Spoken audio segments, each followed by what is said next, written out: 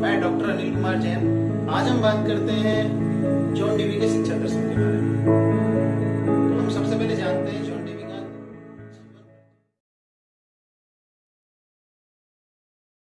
John Dewey को महान दार्शनिक और शिक्षा शास्त्री माना जाता है। इनका जन्म 1859 बर्लिंगटन वर्मोंट यूएसए में हुआ था।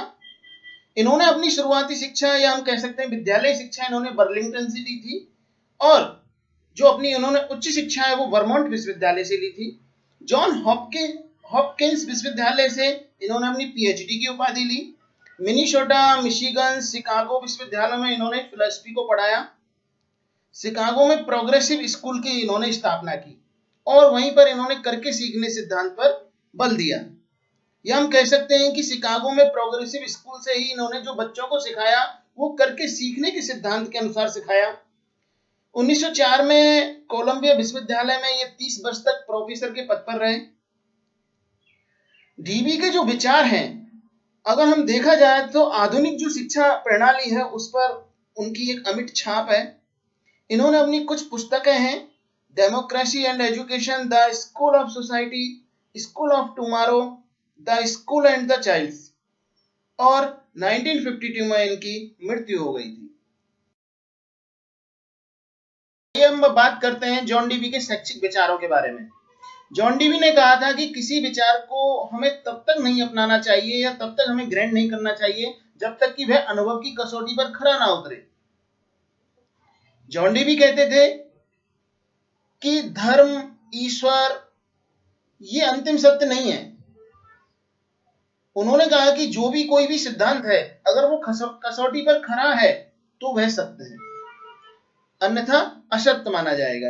उन्होंने कहा था कि देश काल परिस्थिति के अनुसार मूल्य बदलते रहते हैं। वो मानते थे कि जो हमारे मूल्य हैं वो परिस्थितियों के अनुसार, समय के अनुसार, देश के अनुसार बदलते रहते हैं।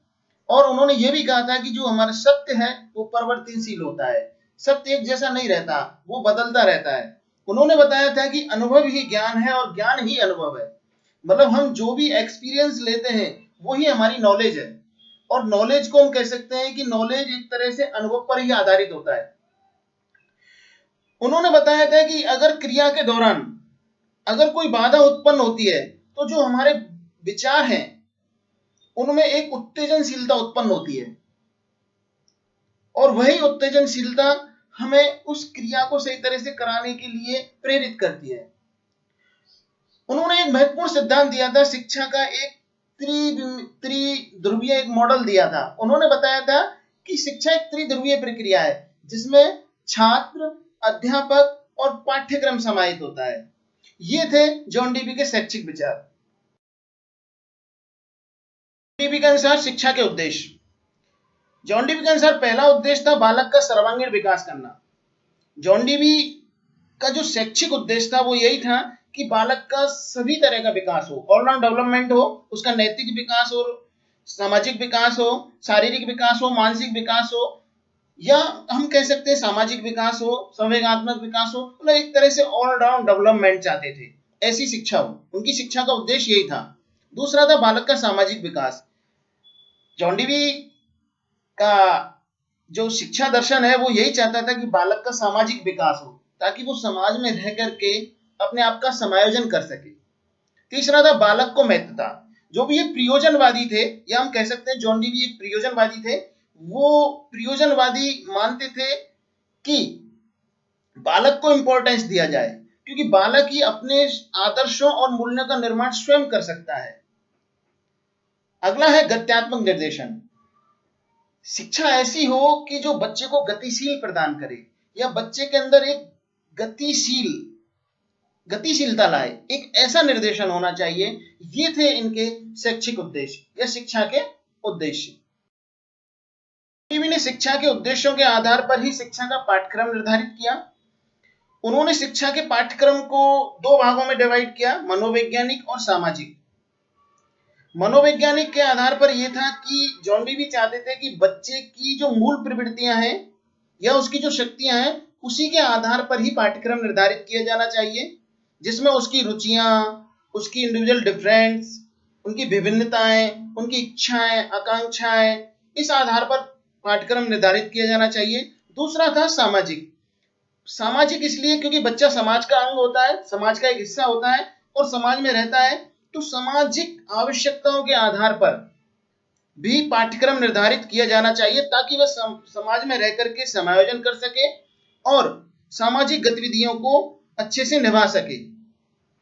उन्होंने पाठ्यक्रम को तैयार करने के लिए इन 4 पॉइंटों पर महत्व दिया, जैसे उपयोगिता, नमनीयता, अनुभवात्मक या जीवन से निकटता।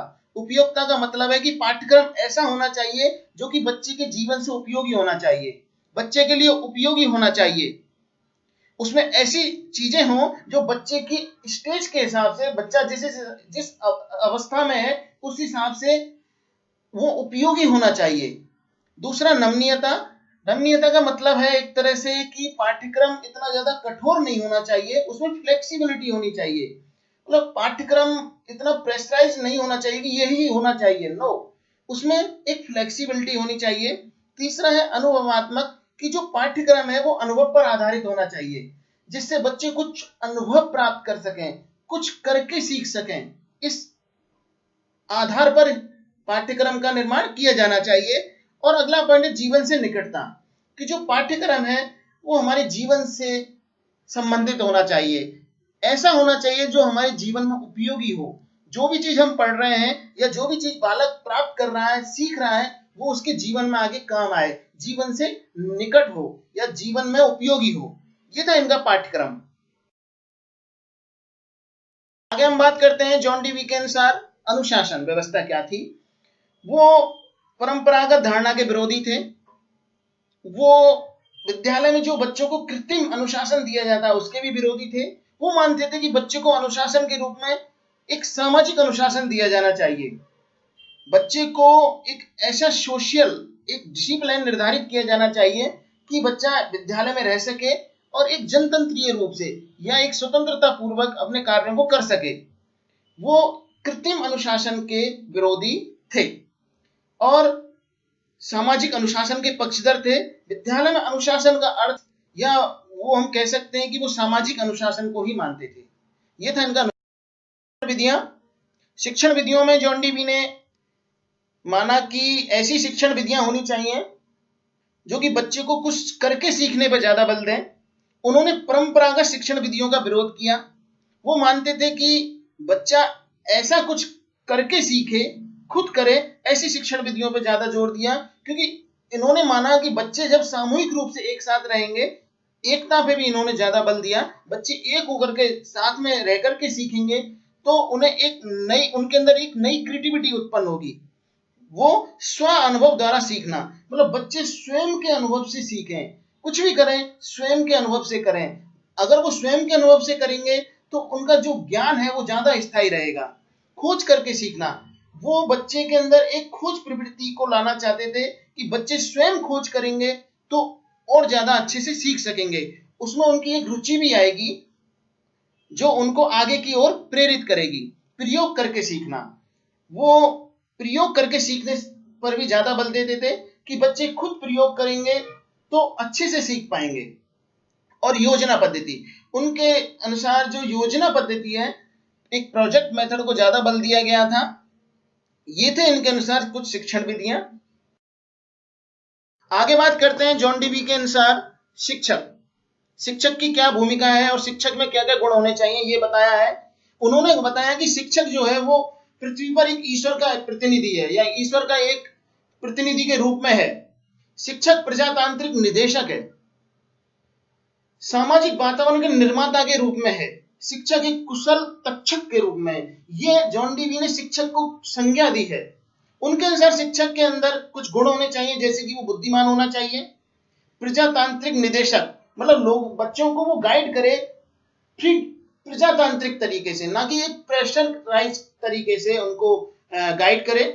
शिक्षक एक मनोवैज्ञानिक होना चाहिए। अगर एक शिक्षक एक मनोवैज्ञानिक होगा तो वो बच्चे की रुचियों को, बच्चों के डिफरेंस को, उनकी इंडिविजुअल डिफरेंस को, उनकी डिमांड्स को जान सकता है, उनके स्टेज के हिसाब से उनको क्या क्या आवश्यकता है इसके बारे में जान सकता है।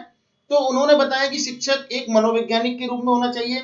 शिक्षक एक सृजनकर्ता, उन्होंने कहा कि शिक्षक के अंदर एक क्रिएटिविटी होनी चाहिए, हर चीज को कराने की, हर चीज को निर्माण करने की उसके अंदर एक कैपेसिटी होनी चाहिए। ये इन्होंने माना। शिक्षक के अंदर इन्होंने माना कि शिक्षक को सहयोगी होना चाहिए। शिक्षक सभी का सहयोग करे, बच्चों की मदद करे, साथ में रहे। सहयोग करेगा तो और अच्छे से बच्चों को सिखा पाएगा। और समस्याओं का समाधान, जो भी शिक्षा के दौरान जो भी समस्याएं आए उनका वो आसानी से समाधान कर पाए, ये इन्होंने शिक्षक से डिमांड्स की थी, या शिक्षा के जो गुण हैं इन्होंने बताए थे कि ये गुण होने चाहिए। के शिक्षा दर्शन में उन्होंने आगे विद्यालय को बताया। उन्होंने बताया कि विद्यालय एक सामाजिक, सार्वभौमिक और औपचारिक संस्था है। मतलब विद्यालय एक सोशल, मतलब हम कह सकते हैं एक सामाजिक संस्था है, और वहां पर कोई भी बच्चा पढ़ सकता है, शिक्षा ग्रहण कर सकता है, और एक औपचारिक संस्था है। विद्यालय को समाज का सच्चा प्रतिनिधि होना चाहिए। उनका मानना था कि जो विद्यालय है वो समाज का एक सच्चा प्रतिनिधि होना चाहिए, क्योंकि विद्यालय समाज में रहता है, समाज के अंदर ही आता है, और समाज के लोगों को वो तैयार करता है, समाज के बच्चों को वो तैयार करता है। तो हम कह सकते हैं कि एक सच्चा प्रतिनिधि है, क्योंकि वो पूरे समाज को रिप्रेजेंटेटिव करता है।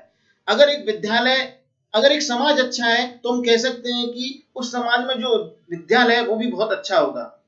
विद्यालय में बालक का स्वतंत्र अनुभव एवं अभिव्यक्ति के अवसर मिले। वो मानते थे कि विद्यालय ऐसा हो जहां पर बालक स्वतंत्र रूप से अनुभव ग्रहण कर सके और अपने विचारों को अभिव्यक्त कर सके। कोई भी किसी भी तरह का प्रेशर नहीं होना चाहिए।